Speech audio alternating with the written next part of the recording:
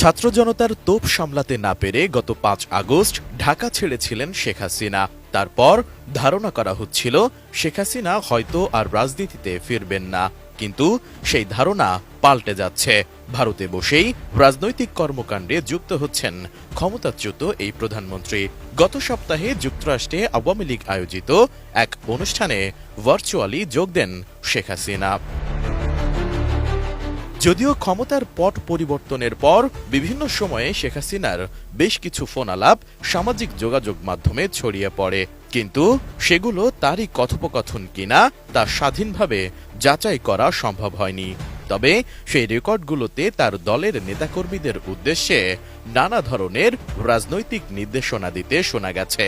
তাই প্রশ্ন জাগে, তার এসব বক্তব্যের উদ্দেশ্য কি? তাহলে কি আবারও রাজনীতিতে সক্রিয় হওয়ার চেষ্টা? এদিকে জানা গেছে আগামী ৮ ডিসেম্বর যুক্তরাজ্যে শেখ হাসিনার সভাপতিত্বে একটি বড় সমাবেশ করতে যাচ্ছে আওয়ামী লীগ। আর সেই সমাবেশে ভার্চুয়ালি যুক্ত হওয়ার কথা রয়েছে শেখ হাসিনার। কিন্তু বিরোধীদের প্রশ্ন, ভারতে পালিয়ে থেকে কিভাবে এই সুযোগ পাচ্ছেন শেখ হাসিনা? এ বিষয়ে জানতে চাওয়া হলে পররাষ্ট্র মন্ত্রণালয়ের মুখপাত্র মোহাম্মদ রফিকুল আলম বলেন, শেখ হাসিনা কিভাবে লন্ডনের সমাবেশে যুক্ত হবেন তা ভারত জানে, তারাই এ বিষয়ে ভালো বলতে পারবেন।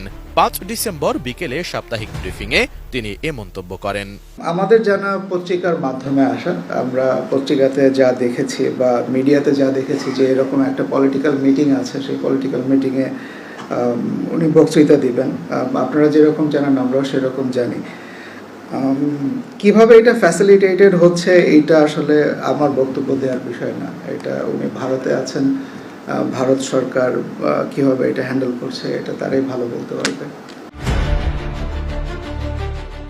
ব্রিফিংয়ে ট্রাম্প প্রশাসনের সঙ্গে কাজ করার ক্ষেত্রে কোনো বৈপরীত্য দেখা যাবে কিনা এমন প্রশ্নের জবাবে মোহাম্মদ রফিকুল আলম বলেন, যুক্তরাষ্ট্রের সঙ্গে বাংলাদেশের দ্বিপাক্ষিক সম্পর্ক সুদীর্ঘ এবং বহুমাত্রিক।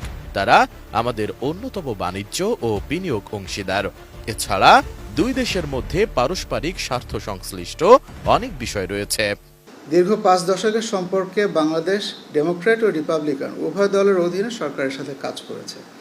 আমাদের ৫ দশকের সম্পর্ক পর্যালোচনা করলে এটা সহজেই অনুমান করা যায় যে ক্ষমতাসীন দলের পরিবর্তন হলেও এর সাথে তাদের পররাষ্ট্রনীতি ও কৌশলগত অবস্থান এবং জাতীয় লক্ষ্যসমূহ অনেকটাই অপরিবর্তিত থাকে। আমরা পূর্বেও ট্রাম্প সরকারের সাথে কাজ করেছি এবং আমাদের দুদেশের পারস্পরিক স্বার্থ সংশ্লিষ্ট বিষয়ে বৈপরীত্যের সম্ভাবনা খুবই কম। বর্তমানে বাংলাদেশ ও প্রতিবেশী ভারতের মাঝে যে টানাপোড়েনের সম্পর্ক চলছে তা সবারই জানা।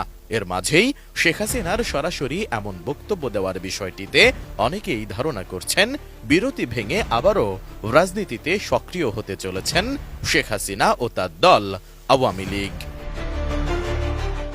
অন্যদিকে ৫ ডিসেম্বর সাবেক প্রধানমন্ত্রী শেখ হাসিনার বিদ্বেষমূলক বক্তব্য গণমাধ্যম ও সামাজিক যোগাযোগ মাধ্যমে প্রচারে নিষেধাজ্ঞা দিয়েছেন আন্তর্জাতিক অপরাধ ট্রাইব্যুনাল। সেই সাথে আগে প্রচার হওয়া তার বিদ্বেষমূলক সব বক্তব্য সরিয়ে নিতে বিটিআরসিকে নির্দেশ দেওয়া হয়েছে।